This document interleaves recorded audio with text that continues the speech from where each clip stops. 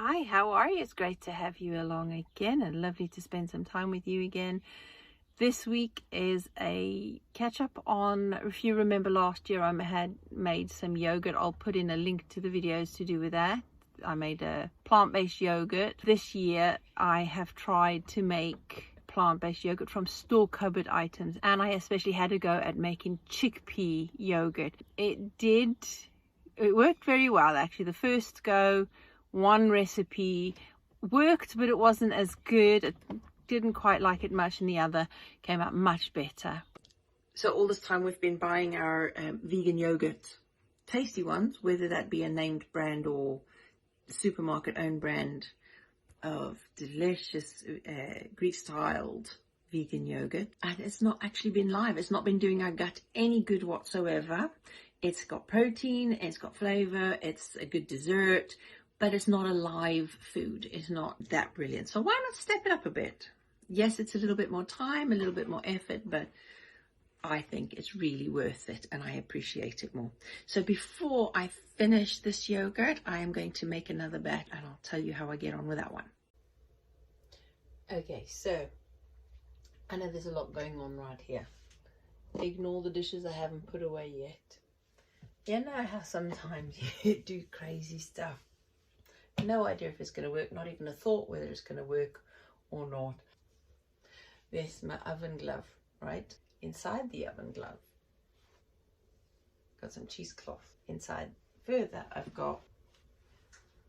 I had extra yogurt that I couldn't fit into the jars that have gone in my sleeping bag where I keep them warm to ferment overnight and make yogurt.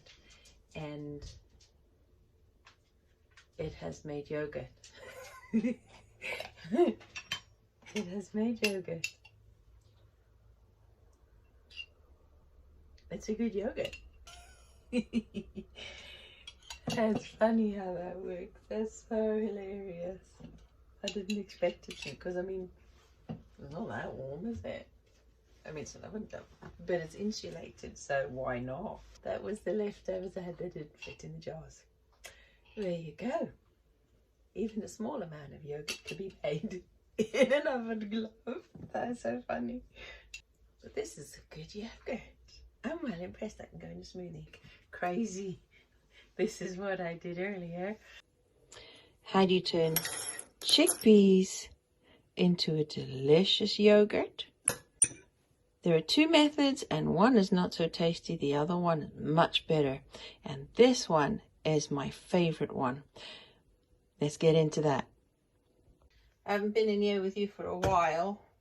I did say in the last video that I was going to be making some chickpea yogurt, which I'm doing today. So you've got me chopped off, right? Because I want to show you what I'm doing, not my face. I'm there, hi. I've got everything ready. I have soaked a cup and a half of chickpeas overnight. Since yesterday. Actually, it's more than overnight. It's got to be almost 12 hours at least. I've kept 2 tablespoons of the soaking water, drained it off and put it in with 500 mils of filtered water, because I'm making yogurt. I don't want tap water because the chlorine might kill the good bacteria. So I'm going to blend that up in a second. But before that, I have another batch of chickpeas, same amount that I am sprouting, and that will be for a different chickpea yogurt. Where was I? So I've got the pre-soaked chickpeas, uncooked, going to be blended up for all intents and purposes like a nut milk. And then I'll add in the rest of the water, because there's 4 cups of water, but I took out 1/3 of a cup and I replaced it with coconut milk, because all the recipes that I followed for chickpea yogurt, the verdict has been that it's pretty flavorless. It sets nicely, but it's flavorless. There's no taste, and I like a tasty yogurt. So I've added in the coconut milk. Unfortunately, I don't have organic coconut milk. Difficult to get hold of here where we are. So I'm hoping that the added preservatives that you get in canned coconut milk is not going to harm the good bacteria. We'll soon find out. But because of that, I didn't trust just the chickpea soak-in water to be the starter. So I've added in live vegan coconut yogurt, which is very expensive, so I don't intend buying it again, but it was just literally because I wanted to guarantee that my yogurt is going to work.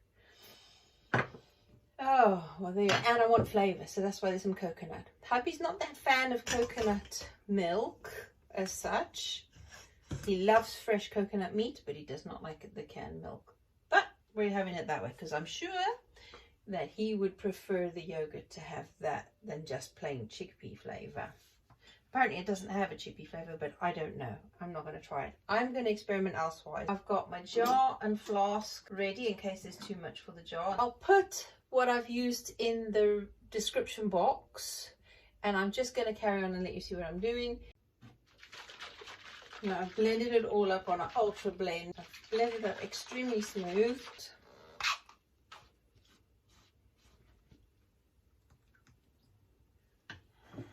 Right, mix it with the rest of the water and the coconut milk. Right, I've got my double folded jelly bag or muslin over a colander and a big bowl.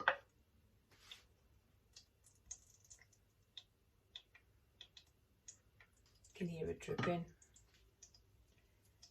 Very carefully, I'm going to gather up the end so that nothing falls through.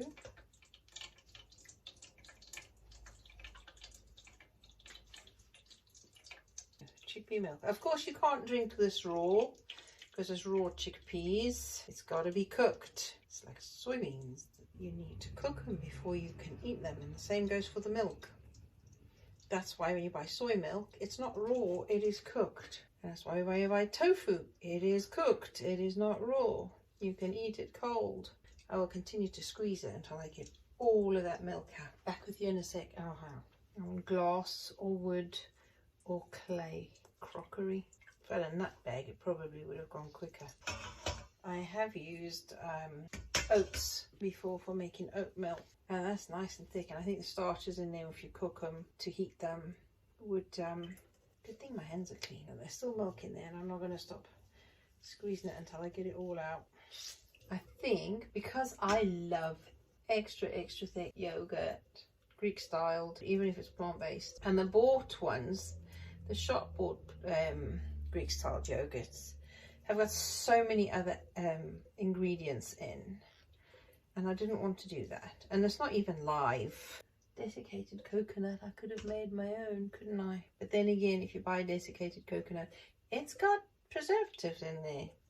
Right, I don't think I'm gonna, oh, that's painful.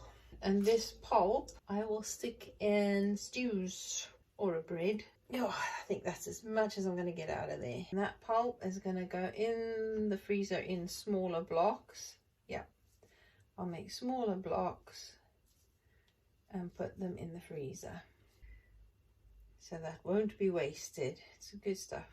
Obviously raw, so there are so many recipes on the internet for chickpea yogurt and variants that I'm not going to give you the normal recipe. I found this, that's why it's that does not go in until the milk is cooked and heated. Well, I'm going to get it to a boil first and then turn it down, and yep, because it settles like cornstarch at the bottom. And normally I've left it a little bit less fluid in here just because I want it thicker.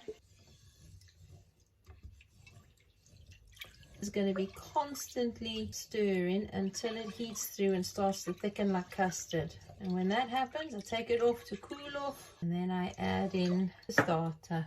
Let's hope that starter is strong enough to stand the additives. Now it's starting to get nice and thick. It goes really quickly. It is a bit like custard. Let me just go quickly so it doesn't go lumpy. Okay, turn the temperature down. Literally like custard. Oh, I hope that means it's going to be nice and thick. Yep, turn it off. Take it off the heat. Continue stirring until it cools down. Blood hot, which means I can put my finger in it without it burning and having to pull out, but it's still fairly warm. Right, I can put my finger in without having to quickly take it out. But nice and thick. And then mix the starters up, both the chickpea soaking water and the coconut live yogurt.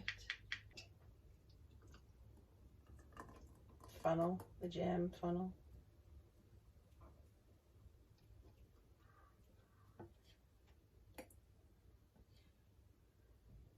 Right, so nice and smooth and silky. Even with that coconut milk in there though, it still tastes like chickpeas to me. And I don't mean cooked chickpeas, I mean like, let's get this sorted. Cloth to wet the mouth. Let's get this in there.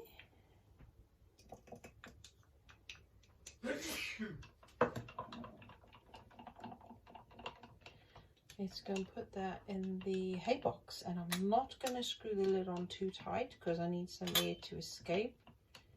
Nice and clean.